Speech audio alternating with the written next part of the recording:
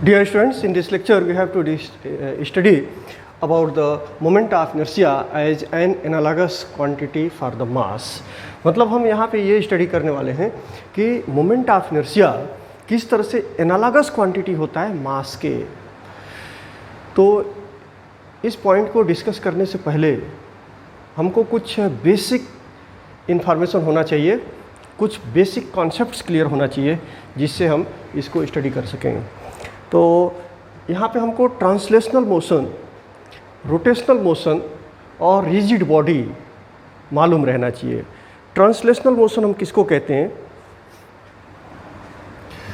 Translational motion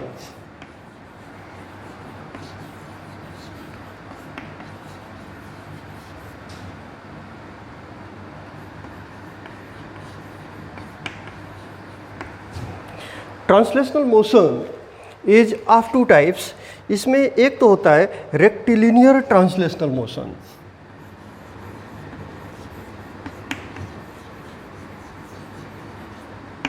rectilinear translational motion.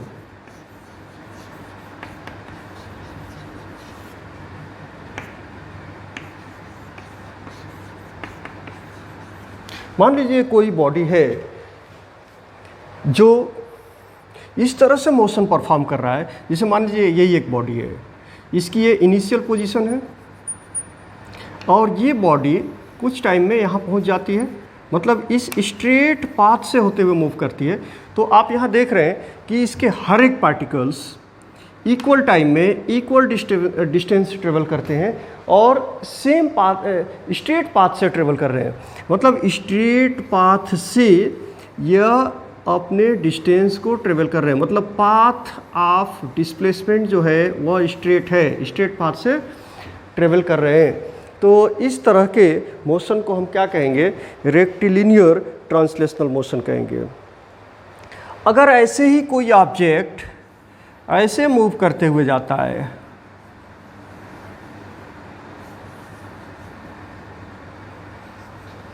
मतलब इसका path straight नहीं है, एलांग कर्व जा रहा है, कर्व के पाथ से जा रहा है। देखिए यहाँ पे ऐसे ऊपर गया, फिर नीचे आया, फिर ऊपर गया, स्ट्रेट पाथ में गया, ऐसे ऊपर नीचे, मतलब ये कर्व से होते हुए जा रहा है। तो इसको हम कहेंगे curve linear translational motion, curve linear translational motion.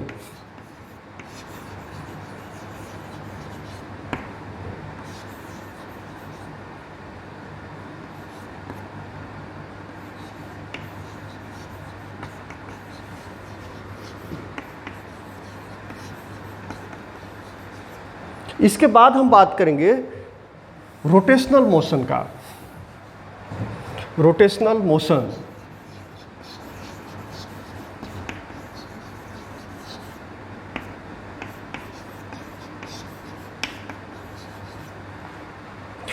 मान लीजिए कोई ऑब्जेक्ट है, ये ऑब्जेक्ट आप ले लीजिए या ये ऑब्जेक्ट आप ले लीजिए। ये ऑब्जेक्ट इस तरह से मूव कर रहा है, ऐसे मूव कर रहा है। तो you can observe here, this is the initial position of the object. Initially object इस पोजीशन में था और फिर इस पोजीशन में आ गया, ऐसे मूव किया। This was the initial position और फिर ऐसे मूव करते यहाँ पे आ गया। तो इसके जो भी पार्टिकल्स हैं, यहाँ का जो पार्टिकल है वो कौन से पाथ से गया? ऐसे गया। यहाँ का जो पार्टिकल है इस पाथ से मूव कर गया, यहाँ पार्टिकल ऐसे पाथ से मूव कर गया। या बेस्ट एग्जाम्पल आपके लिए है, फैन घूम रहा है, फैन के पत्ते पे टिप के ऊपर, पंखे के टिप के ऊपर एक वाइट सर्कल लगा दो। जब ये घूमेगा तो आपको सर्कल एक नज़र आएगा, सर्कल नज़र आएगा। तो ये जो ऑब्जेक्ट है, ये ऑब्जेक्ट जो यहाँ पे था ऐसे घूम के यहाँ पे आ गया, लेकिन ये पॉइंट रोटेट नहीं कर रहा है। दिस पॉइंट इज फिक्स्ड, ये पॉइंट रोटेट नहीं कर रहा है, ये पॉइंट अपनी जगह पे है, ऐसे रोटेट कर रहा है। ये पॉइंट रोटेट नहीं कर रहा है, ये पॉइंट फिक्स है, ये पॉइंट घूम रहा है। मतलब यह ऑब्जेक्ट एक एक्सिस के अबाउट घूम रहा है, और वह एक्सिस कौन सा है, ये जो इस एंड पर हम परपेंडिकुलर ड्रा करेंगे, इस प्लेन के परपेंडिकुलर, और जो लाइन इस प्लेन के परपेंडिकुलर होगा और इस एंड को टच करेगा वही हमारा एक्सिस ऑफ रोटेशन होगा। और यहाँ आप देख रहे हैं कि हर एक पार्टिकल एक पर्टिकुलर पाथ से मूव कर रहा है, लेकिन वो पाथ कौन सा है, वो पाथ है सर्कुलर पाथ। अगर आप इस पाथ को कंप्लीट करते हैं तो आपको क्या मिलेगा, एक सर्कल मिलेगा, सर्कल मिलेगा। मतलब हर एक पार्टिकल यहाँ पे क्या, कौन सा मोशन परफॉर्म कर रहा है, सर्कुलर मोशन परफॉर्म कर रहा है। हर एक पार्टिकल कौन सा मोशन परफॉर्म कर रहा है, सर्कुलर। लेकिन यहाँ पे जो पार्टिकल है लास्ट एंड पे, वह सर्कुलर मोशन परफॉर्म नहीं कर रहा है, उसकी इसलिए कि वो फिक्स्ड यहाँ हम लेते हैं, यहाँ पे जो रहेगा लास्ट पार्टिकल। तो इस तरह से आप ये देख रहे हैं कि हर एक पार्टिकल सर्कुलर मोशन परफॉर्म कर रहा है। और इस तरह से अगर कोई बॉडी मूव करता है तो इसको हम कहेंगे rotational motion. Such type of motion is called rotational motion. अब यहाँ ये डस्टर को ले लीजिए, डस्टर को हमने ऐसे घुमाया, ये पॉइंट हमने फिक्स रख दिया, ये रोटेट कर रहा है, तो इसी को हम बोलेंगे रोटेशनल मोशन। और अगर डस्टर ऐसे जा रहा है तो इसको हम कहेंगे ट्रांसलेशनल मोशन। कौन सा translational, rectilinear translational motion, okay. और अगर हमारा एक्सिस ऑफ रोटेशन ये सेंटर से जा रहा है ऐसे फिक्स, और ये डस्टर ऐसे घूम रहा है, तो ये भी कौन सा मोशन होगा, रोटेशनल मोशन होगा। अब हम बात करेंगे रिजिड बॉडी, इसमें रिजिड बॉडी भी यूज किया जाएगा। तो रिजिड बॉडी हम किसको कहेंगे,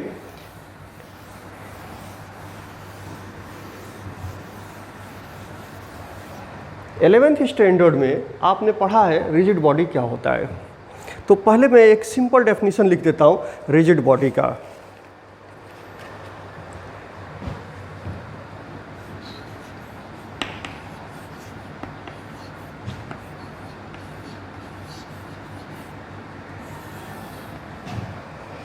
A solid body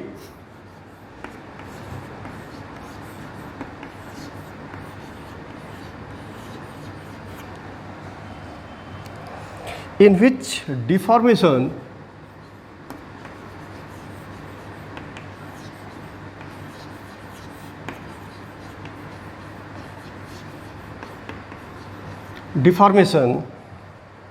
is zero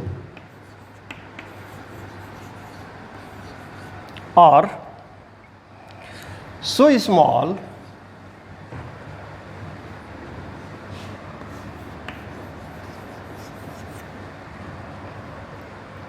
it can be neglected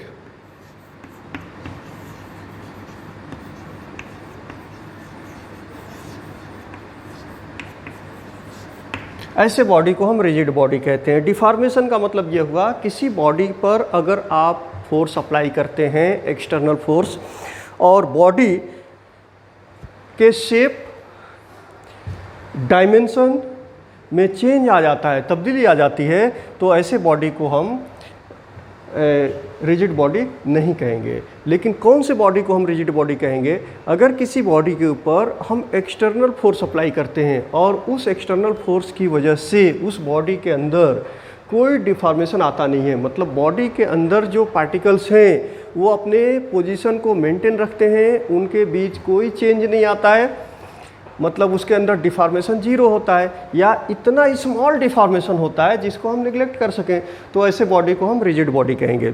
जैसे यहाँ पे आप देखेंगे, ये मैंने एक स्टोन ले लिया और यहाँ पे कुछ पार्टिकल्स हम डिफाइन कर लेते हैं। वैसे ये जो स्टोन है ये लार्ज नंबर ऑफ पार्टिकल्स से मिलकर बना हुआ है, इसमें बहुत सारे पार्टिकल्स हैं। तो कहीं पे आप समझने के लिए दो पार्टिकल्स ले लीजिए, एक पार्टिकल यहाँ ले लिया मैंने, एक पार्टिकल यहाँ पे ले लिया, और इन दोनों पार्टिकल्स के बीच के डिस्टेंस को हमने मेज़र कर लिया, डिस्टेंस को हमने मेज़र कर लिया। मान लीजिए डिस्टेंस आ गया हमारा 15 सेंटीमीटर, फॉर एग्जांपल के लिए मैं बोल रहा हूँ, मान लीजिए 15 सेंटीमीटर डिस्टेंस आ गया, और इस स्टोन को मैं कैसे भी इसके ऊपर फोर्स अप्लाई कर रहा हूँ, इसको डिफॉर्मिंग फोर्स अप्लाई कर रहा हूँ, किसी भी पोजीशन में रख रहा हूँ, नीचे रख दिया मैंने इसको, लेकिन फिर से मैंने देखा कि इन दोनों पार्टिकल्स के बीच का डिस्टेंस तो वही है, उसमें कोई चेंज नहीं आ रहा है, मतलब यह एक रिजिड बॉडी है। तो रिजिड बॉडी वह है जिस बॉडी में डिफॉर्मेशन या तो जीरो होता है या इतना स्मॉल होता है जिसको हम निगलेक्ट कर सकते हैं। A rigid body is that body in which the particles maintains the same position whether the forces are applied on that body, उसको हम रिजिड बॉडी कहते हैं। समझ में आया? तो अब इसके बाद मैं आता हूँ इस मेन पॉइंट के ऊपर, moment of inertia as an analogous quantity for the mass. तो अभी हमने डिस्कस किया था ट्रांसलेशनल मोशन और रोटेशनल मोशन, तो उसमें कुछ एनालॉगस क्वांटिटीज़ की हम स्टडी करेंगे। तो आपको मालूम है कि अगर लीनियर मोशन है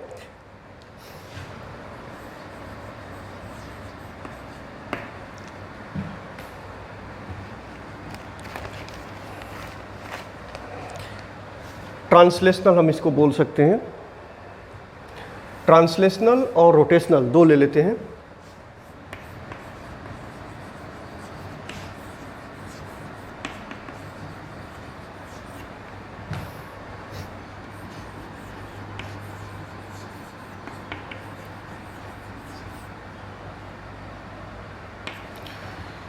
काइनेमेटिकल इक्वेशन की स्टडी आपने किया था।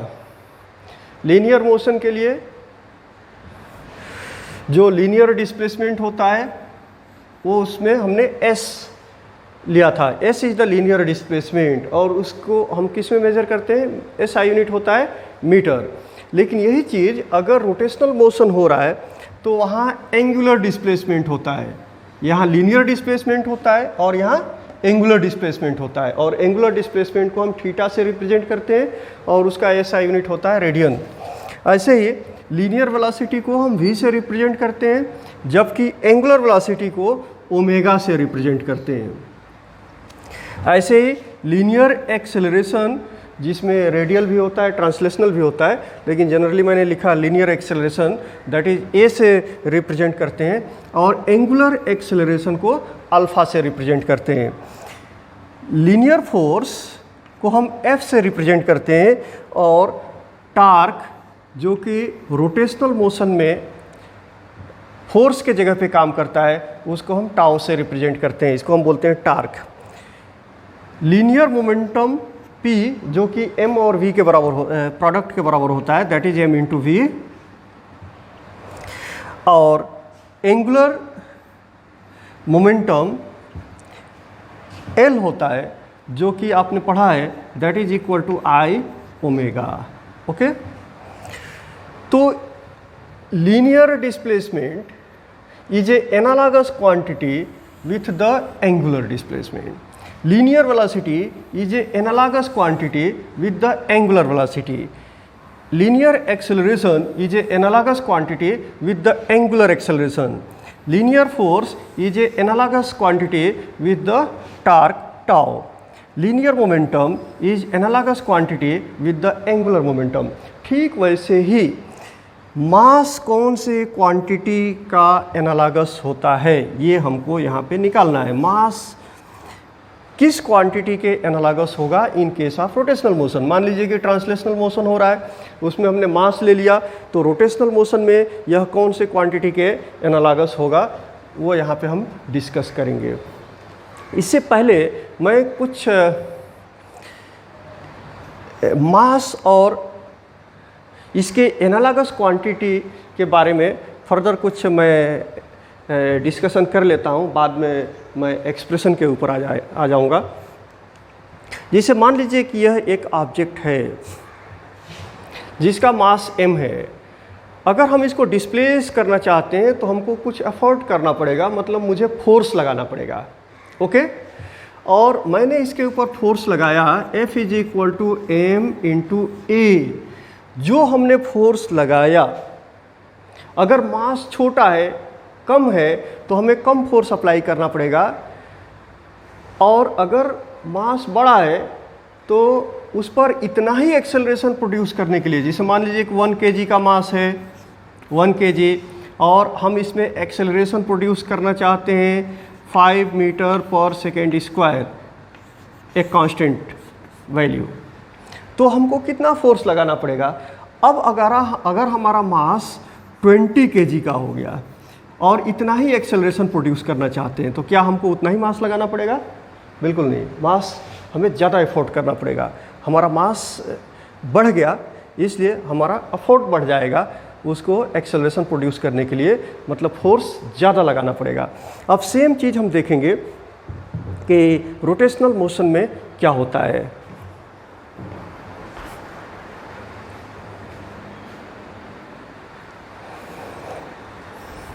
अभी आप रोटेशनल मोशन की केस में देखेंगे,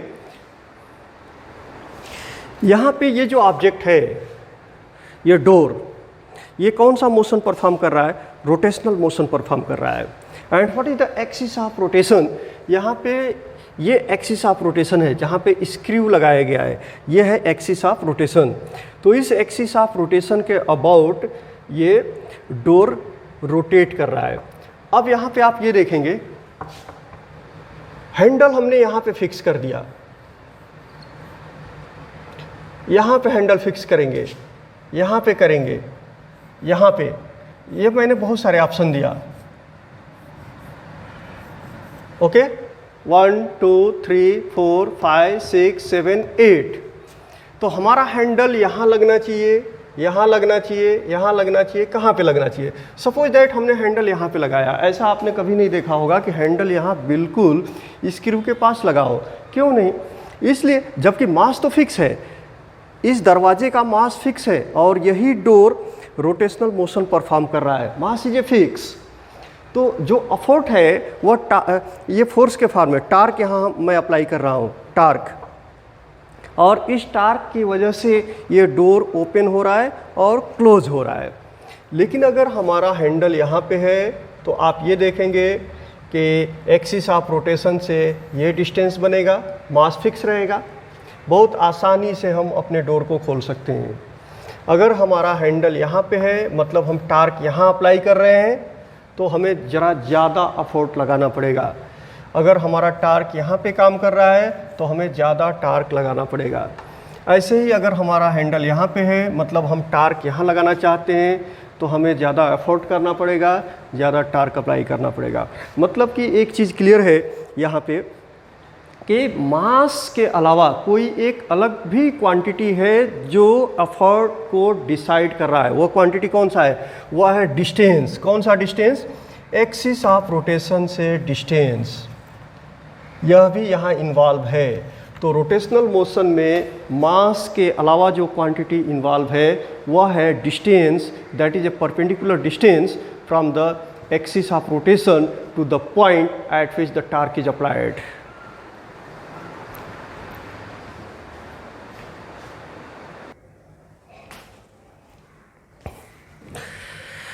अभी आपने देखा ट्रांसलेशनल मोशन में, जिसको हम मास कंसिडर किया हमने, और रोटेशनल मोशन में जो ट्रांसलेशनल मोशन का मास है वह रोटेशनल मोशन में मास के अलावा भी किसी क्वांटिटी के एनालॉगस है, और वह है distance from the axis of rotation.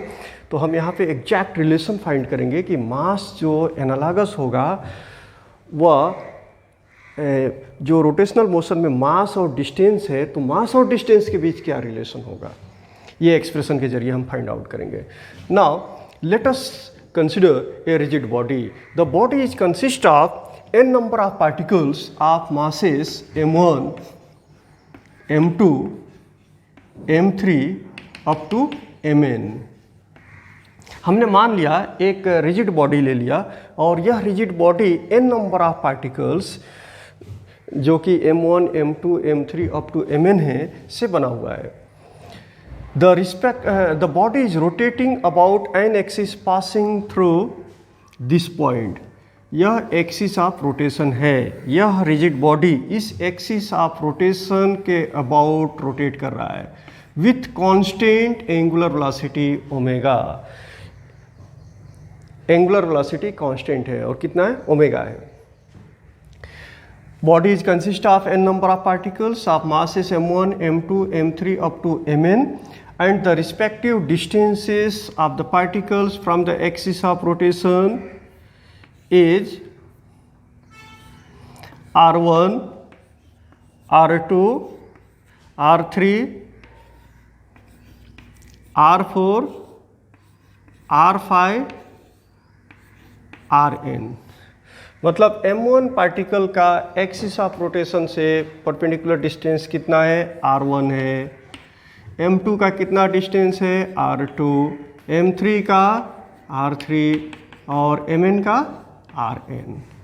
Okay,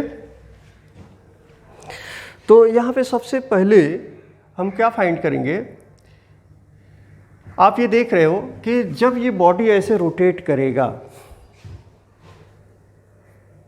तो ये एक्सिस ऑफ रोटेशन है, इस अबाउट रोटेट कर रहा है। तो angular velocity for all the particles will be same, सभी पार्टिकल्स का एंगुलर वेलोसिटी सेम होगा। इसलिए कि यहाँ आप देखिए,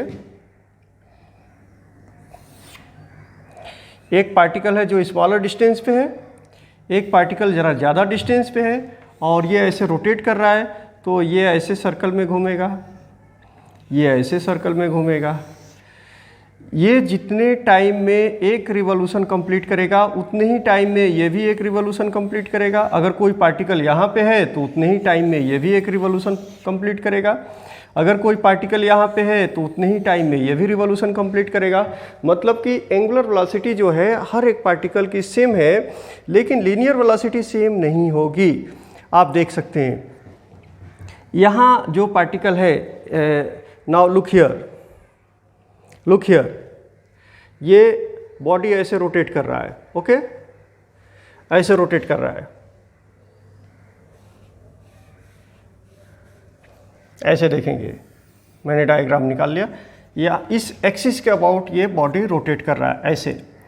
तो suppose that at any instant जो पार्टिकल एक्सिस ऑफ रोटेशन से ज़्यादा कम डिस्टेंस पे है, तो जितने टाइम में इतना डिस्टेंस ट्रेवल किया, ये पार्टिकल ज़्यादा डिस्टेंस ट्रेवल कर लिया, और ये पार्टिकल और कम डिस्टेंस ट्रेवल किया। ये पार्टिकल इससे ज़्यादा डिस्टेंस ट्रेवल किया लेकिन इससे कम, ये पार्टिकल इससे ज़्यादा डिस्टेंस ट्रेवल करेगा उतने ही टाइम में। तो लीनियर वेलोसिटी हर एक पार्टिकल की सेम नहीं है।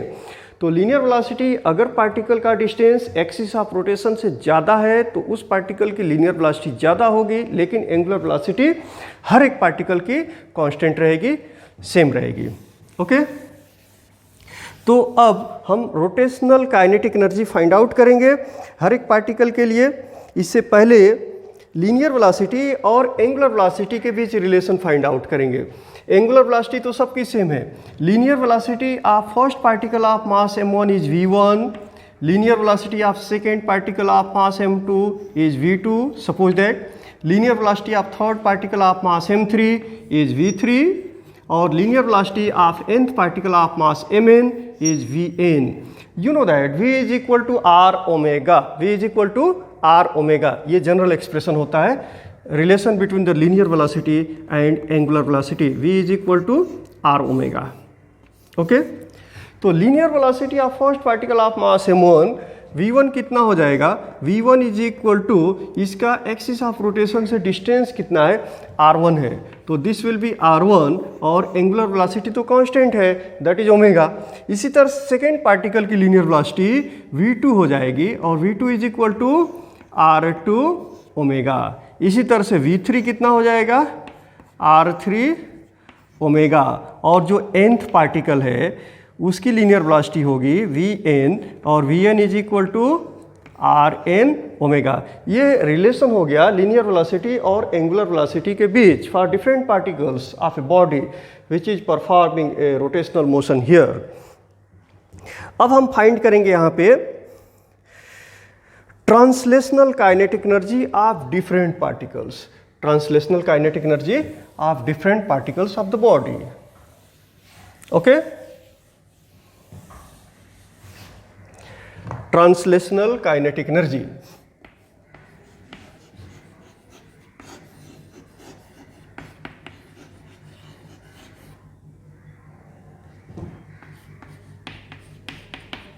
अब बात करेंगे translational kinetic energy of first particle, okay, translational kinetic energy of first particle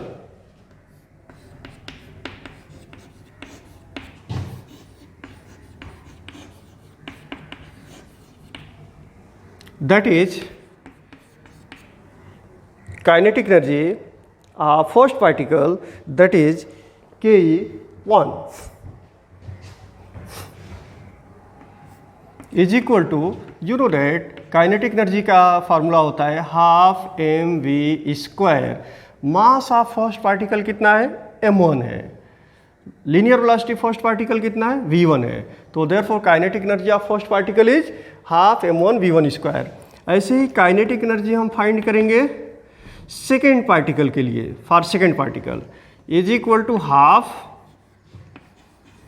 m2 v2 square. ये सेकेंड पार्टिकल का काइनेटिक एनर्जी हो गया।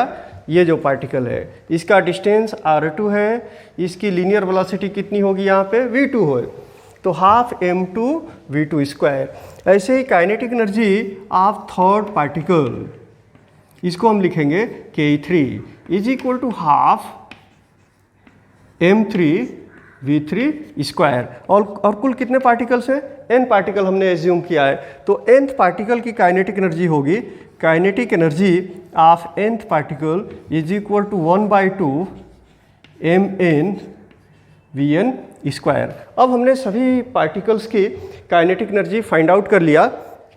हमें टोटल क्या फाइंड करना है, हमें फाइंड करना है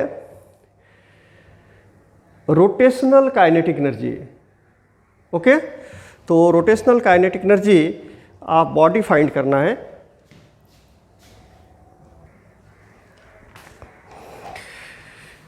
अब हम ट्रांसलेशनल काइनेटिक एनर्जी को एंगुलर वेलोसिटी के फॉर्म में लिखेंगे।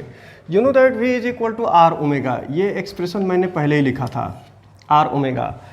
तो v1 कितना हो जाएगा, v1 is equal to r1 omega, okay. तो this will be equal to half m1 r1 omega का स्क्वायर करेंगे तो r1 square omega square, okay. Second particle का ट्रांसलेशनल काइनेटिक एनर्जी हो जाएगा half m2 v2 square and v2 is equal to r2 omega, इसलिए omega constant है, okay. तो r2 square omega square. ऐसे ही थर्ड पार्टिकल का translational kinetic energy angular velocity के फॉर्म में लिखेंगे तो half m3 r3 square omega square, okay. और nth पार्टिकल के लिए कितना हो गया, half mn rn square omega square. तो अभी हमने सभी पार्टिकल्स का translational kinetic energy find out कर लिया एंगुलर वेलोसिटी के टर्म्स में। अभी हमको निकालना है रोटेशनल काइनेटिक एनर्जी। तो rotational kinetic energy of the rotating body is equal to sum of the translational kinetic energies of each the individual particles, okay. तो therefore you can write here, आप यहां देखेंगे rotational kinetic energy,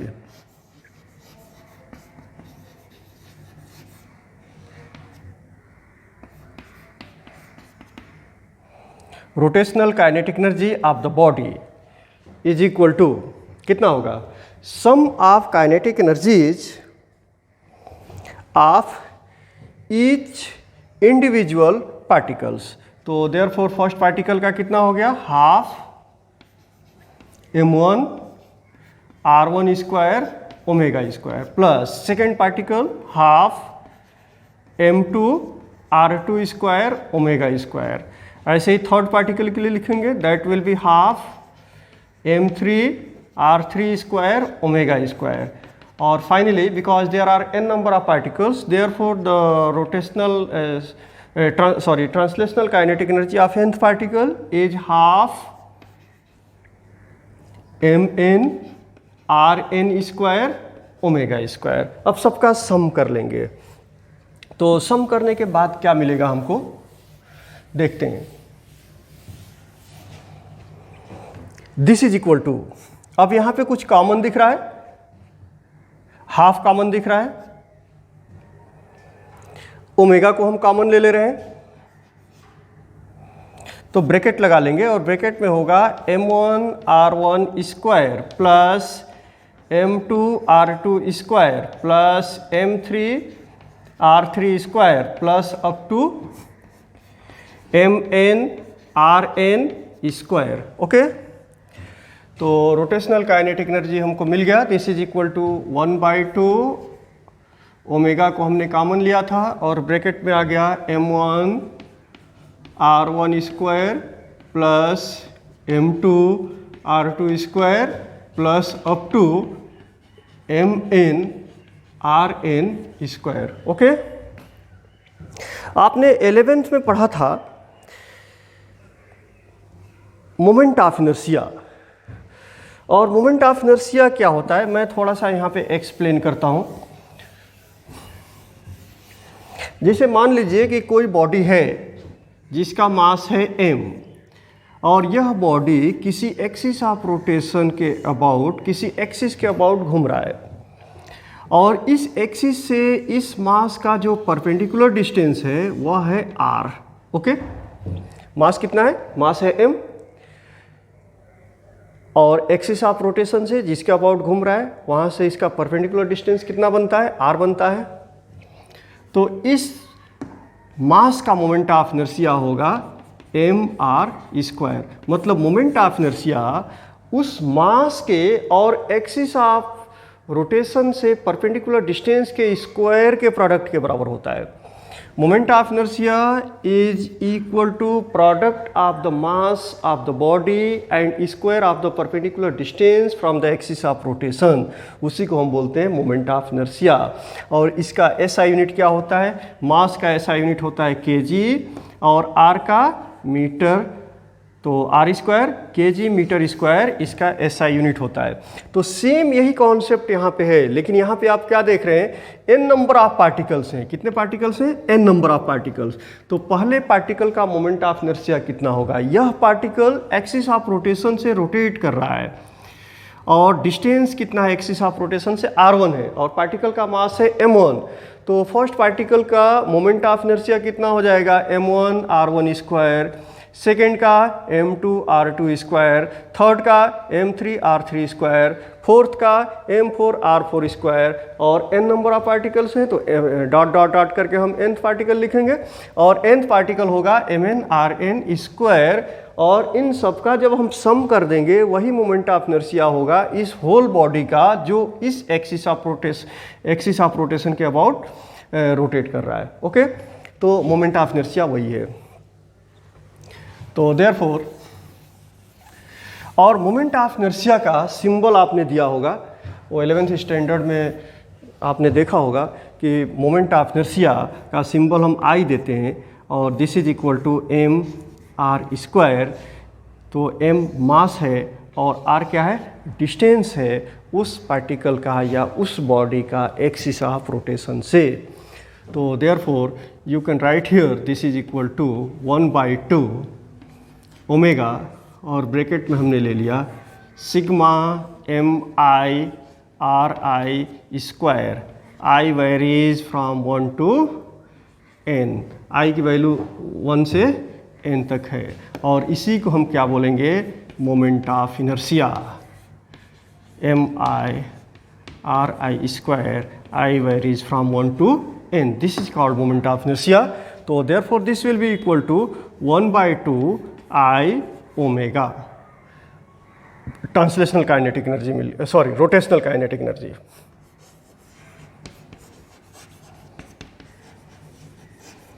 rotational kinetic energy. अब हम बात करते हैं कि ट्रांसलेशनल काइनेटिक एनर्जी हमने क्या निकाला था? Translational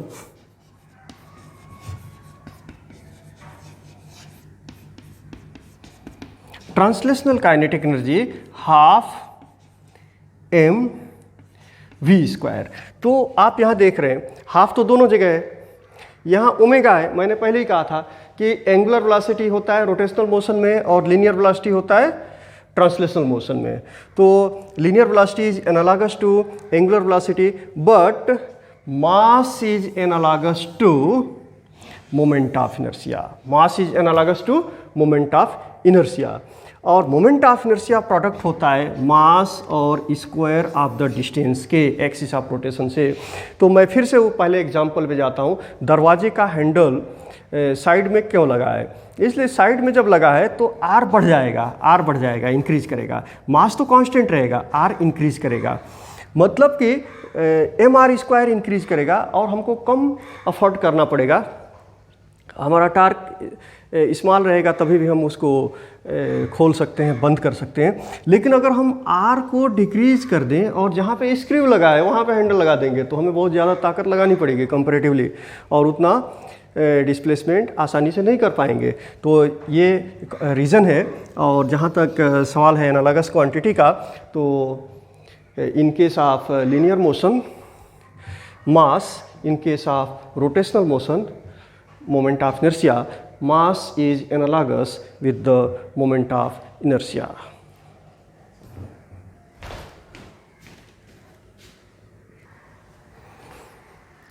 For a homogeneous rigid object of mathematically integrable mass distribution,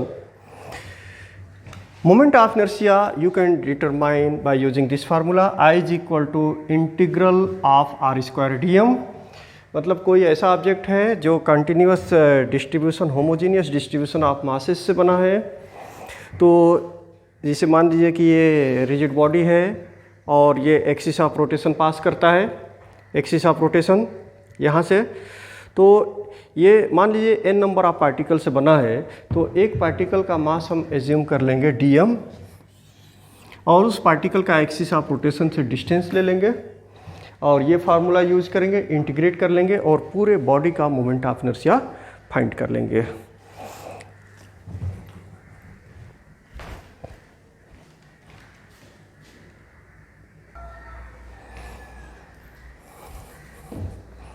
now let us we find the moment of inertia of a uniform ring. Ring किसको कहते हैं? दिस इज ए रिंग, ये ring है। Ring में mass का जो distribution होता है वह इस सरकमफरेंस के अलॉन्ग होता है। अगर हम इसको सर्कल बोल रहे हैं, दिस इज ए सर्कल, तो मास का जो डिस्ट्रीब्यूशन है वह अलॉन्ग द सर्कल होगा। ओके, अब यही शेप यहाँ पे आप ले लीजिए। दिस इज ए रिंग, ये एक्चुअली 3 डायमेंशनल डायग्राम है। तो ये जो रिंग है यह किसी एक्सिस ऑफ रोटेशन के अबाउट घूम रहा है, ये एक्सिस ऑफ रोटेशन के अबाउट घूम रहा है। और एक्सिस ऑफ रोटेशन कैसे है? इस रिंग के प्लेन के परपेंडिकुलर है। Moment of inertia of a uniform ring. और यूनिफॉर्म रिंग किसको बोलेंगे? ऐसा रिंग जिसमें मास का डिस्ट्रीब्यूशन हर जगह बराबर है। ऐसा नहीं है कि इतने छोटे से पार्ट को हमने कट कर लिया, ये 1 सेंटीमीटर लंबाई का, और इसका मास आया 20 ग्राम, और फिर से 1 सेंटीमीटर लंबाई को कट किया और इसका आता है 25 ग्राम। तो ये यूनिफॉर्म डिस्ट्रीब्यूशन नहीं हुआ। यूनिफॉर्म डिस्ट्रीब्यूशन क्या होगा कि हर जगह जो मास का डिस्ट्रीब्यूशन है वो इक्वल है। जैसे 1 सेंटीमीटर आपने यहाँ पे ले लिया, इसका मास है 20 ग्राम। अब अगला 1 सेंटीमीटर लेंगे वो भी 20 ग्राम होना चाहिए, अगला 1 सेंटीमीटर लेंगे वो भी 20 ग्राम। मतलब हर जगह मास का डिस्ट्रीब्यूशन इक्वल रहना चाहिए, उसको हम यूनिफॉर्म बोलेंगे। तो मोमेंट ऑफ इनर्शिया हम कैसे फाइंड करेंगे? Now consider the mass of the ring is capital M, okay, and radius of the ring is capital R. The axis of rotation is passing through the center of the ring and perpendicular to the plane of the ring. Okay? Now consider the ring is consist of a number of small masses. जैसे यहाँ पे एक मास है तो number of small masses से बना हुआ है। तो यहाँ पे हमने एक मास कंसिडर कर लिया और उसका मास कितना है? dm है, ओके। और इस मास का एक्सिस ऑफ रोटेशन से डिस्टेंस कितना है? r है। तो इस स्मॉल मास का मोमेंट ऑफ इनर्शिया कितना हो जाएगा। तो moment of inertia of mass dm, moment of inertia को मैं mi लिख देता हूँ, moment of inertia of mass dm। Okay, अब ये मोमेंट ऑफ इनर्शिया स्मॉल होगा, इसलिए कि स्मॉल पार्टिकल्स हमने एज्यूम किया है, तो इसलिए इसके मोमेंट ऑफ इनर्शिया को मैं लिखता हूँ di। तो di will be equal to mass of the element that is dm into square of the distance, square of the perpendicular distance from the axis of rotation, that is r square। Okay, तो ये moment of inertia मिल गया small element that is A small mass which is situated here. अब हम find करेंगे moment of inertia of the ring, moment of inertia of the ring. यहाँ पे वही formula apply करेंगे, masses are uniformly distributed along the ring, तो therefore you can apply the integral formula जो आपने पढ़ा है, integration of dm r square. Okay, अब यहाँ इंटीग्रेशन से r स्क्वायर बाहर आ जाएगा। बाहर क्यों आएगा? इसलिए कि जो भी कांस्टेंट होता है वो इंटीग्रेशन के बाहर आता है। तो आप देख रहे हैं हर जगह कहीं पे भी आप पार्टिकल, ये पार्टिकल थोड़ा छोटा बड़ा हो सकता है, यहाँ का पार्टिकल का मास dm है, यहाँ का थोड़ा कम हो सकता है, कहीं पे थोड़ा ज़्यादा हो सकता है, ऐसा पॉसिबल है। लेकिन ये जो डिस्टेंस है एक्सिस ऑफ रोटेशन से पार्टिकल के बीच का, वो तो कांस्टेंट है, that is the radius of the ring, because ring is a uniform, तो therefore R will be always constant. और कांस्टेंट को हम इंटीग्रेशन के बाहर ले लेते हैं, तो R square integral of dm। Integral of dm का क्या मतलब हुआ? Sum of all the particles from which the ring is form. Ring Jin particles से बना है वो सभी पार्टिकल्स के मास को हम इंटीग्रल ऑफ dm बोलेंगे। तो देयरफॉर इंटीग्रल ऑफ dm का मतलब ये हो गया कि mass of the ring that is capital M। तो therefore this will be equal to r square into m। तो therefore moment of inertia of the ring is equal to mr square. Okay, so this is the moment of inertia about an axis passing through the center of the ring and perpendicular to the plane of the ring, that is mr square।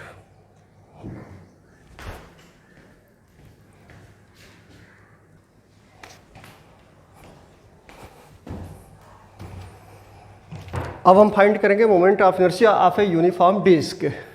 Disc किसको कहेंगे? आप इसको देख सकते हैं, this is a disc. Disc, इसको uniform disc कब बोलेंगे? यूनिफॉर्म डिस्क बोलेंगे अगर यूनिट सरफेस एरिया का मास कांस्टेंट है। यूनिट सरफेस एरिया का मास कांस्टेंट है। जैसे मान लीजिए 1 सेंटीमीटर स्क्वायर यहाँ पे आपने सरफेस एरिया ले लिया और यहाँ पे 1 सेंटीमीटर स्क्वायर का सरफेस एरिया लिया, तो 1 सेंटीमीटर स्क्वायर सरफेस एरिया का मास यहाँ पे जितना है वहीं उतना ही मास यहाँ पे भी होना चाहिए।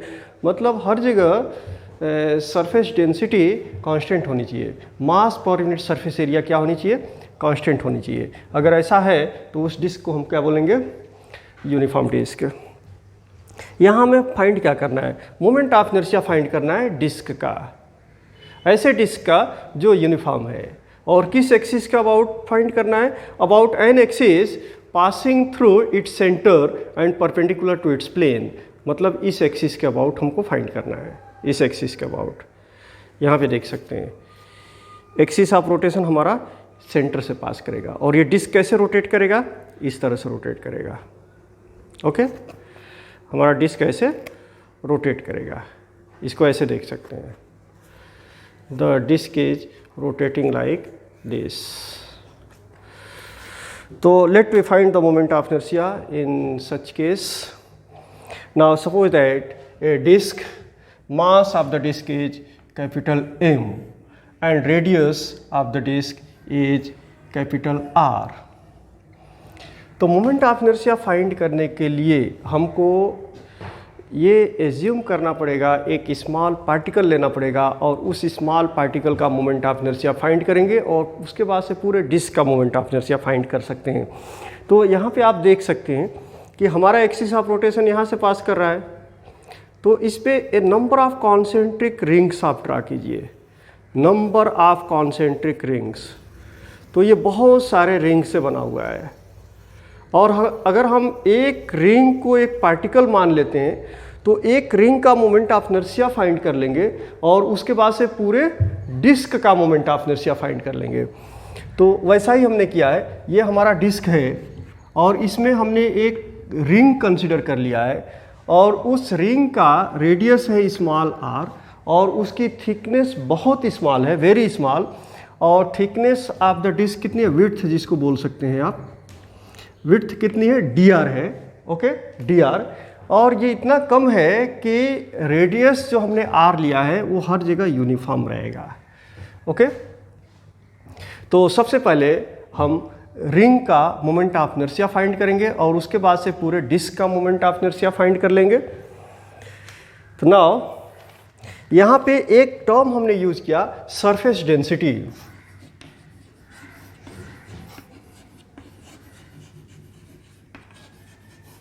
तो डिस्क का सरफेस डेंसिटी कितना होगा, डिस्क का मास है m, तो therefore mass of the disc upon the surface area of the disc, okay.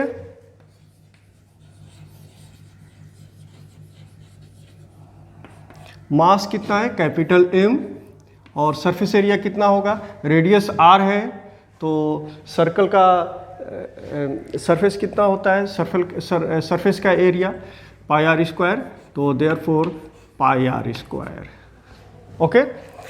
This is the surface density, that is mass per unit surface area of the disc, okay. तो अब हम यहाँ पे ring को consider किए हुए हैं, ये रिंग है और इस रिंग का रेडियस है, रिंग के बारे में बात कर रहे हैं, रिंग का मोमेंट ऑफ इनर्शिया हम फाइंड करेंगे। इसका रेडियस r है और ये जो विड्थ है वो कितना है, dr है। मान लीजिए रिंग का मास dm है, इसलिए कि जब हमने इसका विड्थ स्मॉल लिया है तो जाहिर सी बात है कि मोमेंट मास उसका स्मॉल होगा, तो उसको हमने कह दिया dm, ओके। और इसका हम मोमेंट ऑफ इनर्शिया पहले फाइंड करेंगे, ir is the moment of inertia of the ring, okay. तो इस रिंग का सरफेस डेंसिटी, और सरफेस डेंसिटी को हम बोलेंगे सिग्मा। तो सरफेस डेंसिटी चाहे रिंग का है चाहे सरफेस डेंसिटी इस डिस्क का है, सरफेस डेंसिटी तो हर जगह कांस्टेंट आएगा। तो सरफेस डेंसिटी फाइंड कर लेते हैं, surface density of the ring is equal to mass of the ring, और मास ऑफ द रिंग कितना है, dm upon surface area of the ring. जिसे मान लीजिए कि ये आपका रिंग है, तो कहीं से आप इसको कट कर दीजिए, ओके, कट करके और स्ट्रेच कर दीजिए, तो किस तरह का शेप मिलेगा, ऐसे मिलेगा। जब आप कट करके उसको स्ट्रेच करेंगे तो आपको ऐसा शेप मिलेगा, रेक्टेंगुलर मिलेगा। तो इसका सरफेस एरिया कितना होगा, लंबाई, इसकी लेंथ कितनी मिलेगी, इसके सरकमफरेंस के बराबर। इसका रेडियस कितना है, r, तो लेंथ कितना मिल जाएगा, 2 पाई r। और इसकी चौड़ाई कितनी मिलेगी, जो ये विड्थ है, और कितना है, dr है। तो इसका सरफेस एरिया मान लीजिए, इसको मैंने dA कह दिया, तो सरफेस एरिया होगा length into breadth is equal to, length कितना निकाला हमने, 2 पाई r, और ब्रेड्थ कितना है, dr है। तो ये मिल गया सरफेस एरिया। तो upon surface area that is 2 pi r into dr, okay. तो therefore dm is equal to, cross multiplication कर लीजिए, तो 2 pi r dr into sigma, ये मिल गया mass of the ring. So therefore what is the moment of inertia of the ring is equal to moment of inertia of the ring is equal to mass of the ring. Mass of the ring कितना है, dm है, into square of the distance from the axis of rotation. Axis of rotation से distance कितना है, r है, तो therefore r square right here. अब substitute करेंगे dm की वैल्यू, तो therefore this will be 2 pi r dr into sigma into R square. जब आप मल्टीप्लाई करेंगे तो ये मिल जाएगा 2 पाई और सिग्मा आ जाएगा into R square, R cube हो जाएगा, R cube D R. Okay, ये मोमेंट ऑफ इनर्शिया हो गया रिंग का. हमको फाइंड क्या करना है, moment of inertia of the disc.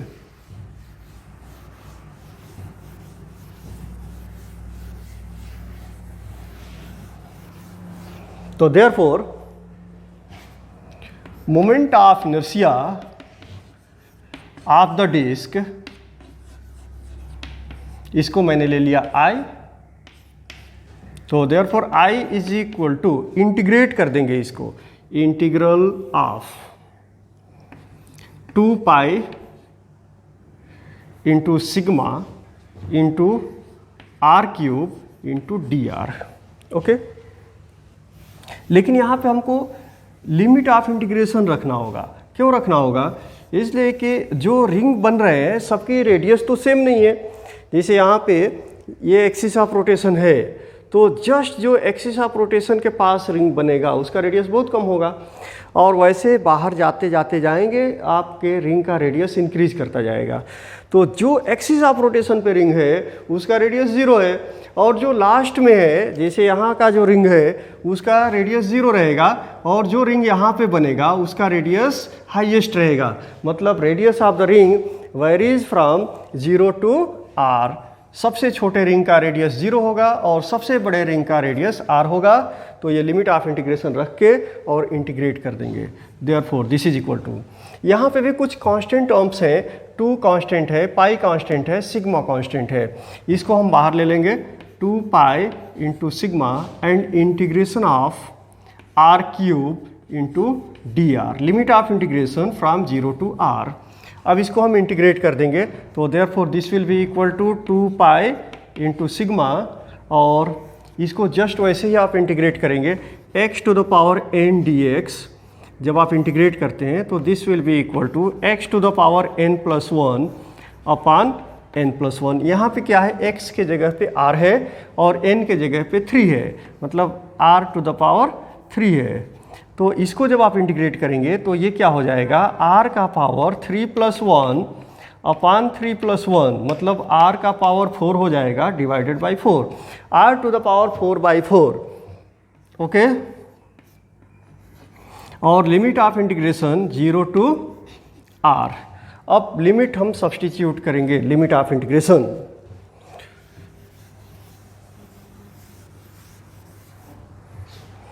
This is equal to 2 pi sigma. हमने इंटीग्रेट किसको किया, r को किया, तो r के जगह पे अपर लिमिट रखेंगे तो r का पावर 4 हो जाएगा डिवाइडेड बाई 4, माइनस फिर लोअर लिमिट रखेंगे r के जगह पे 0 रखेंगे तो ये टर्म हमारा 0 हो जाएगा. लिमिट हमने सब्सटीट्यूट किया. और सिग्मा क्या है, सिग्मा है मास पर यूनिट सरफेस एरिया. तो mass per unit surface area of the disc हमने निकाला था, is equal to m upon pi R square. Okay, याद करेंगे m upon pi R square. तो देयरफॉर 2 पाई और sigma that is m upon pi R square into r to the power 4 upon 4. तो cut करेंगे, पाई से pi cancel हो गया, 2 से 2 टाइम्स जाएगा, और r स्क्वायर से कट करेंगे तो यहाँ पावर 2 आ जाएगा, पावर 2. ओके, तो therefore this will be equal to 1/2 m r square. तो therefore moment of inertia of the disc I is equal to 1/2 m r square. This is the required moment of inertia. और ये moment of inertia उस axis के about है जो disc के perpendicular और उसके सेंटर से पास करता है। Okay, thank you.